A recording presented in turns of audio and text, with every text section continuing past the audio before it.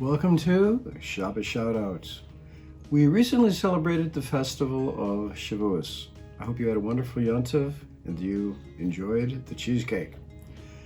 There are three curiosities about the holiday of Shavuos.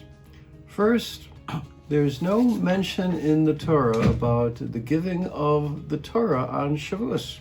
No mention at all about the reason for the holiday. Second curiosity about Shavuos is that Shavuos has no unique biblical mitzvah described in the Torah. So for example, by Pesach we have matzah. By Sukkot we have the lulav and esrog. But by Shavuos, there's no mitzvah in the Torah. Cheesecake and blintzes, those are just customs. And by Shavuos, there's no date that the Torah gives for the observance of the holiday. It's only 50 days after Pesach. So by Pesach, we have the 15th of Nisan.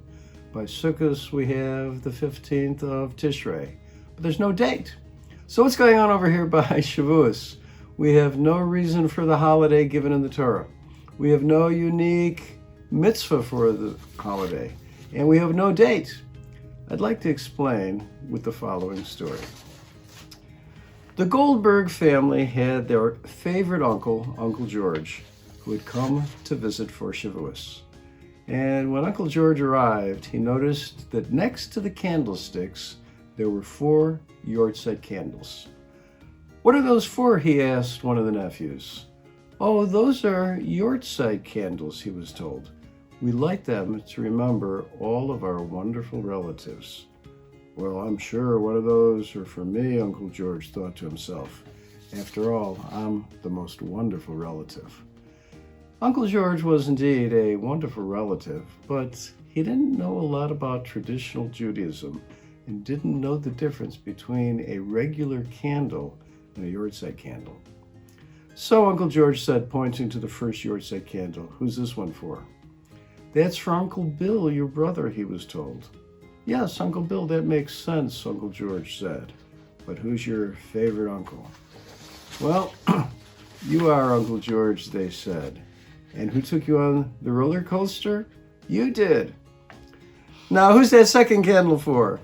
"That's for your sister, Aunt Molly." "Aunt Molly, well, I guess she was nice to you sometimes." "Yeah, sometimes she gave us candy, although she usually made us pay for it." "And who is the one who always paid her for the candy?" "You were, Uncle George." "Now, where's my candle?" Uncle George thought.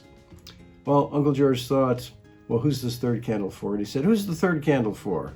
"Well, that's for your younger brother, Uncle Shmerel, who died young." "Shmerel, yes, he was sometimes nice to you when he wasn't chasing you around." "And who protected you when he chased you around?" "You did, Uncle George." Now, there was only one candle left, so Uncle George thought, that candle must be for me. So Uncle George said, "Who's that last candle for?" beaming with joy. The kid said, "That's for an uncle on the other side of the family." "Oh, was he your favorite uncle?" Uncle George said.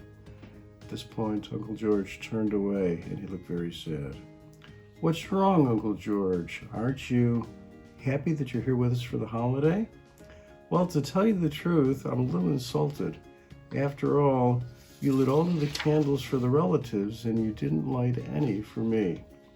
"A candle for you?" the family said. "God forbid."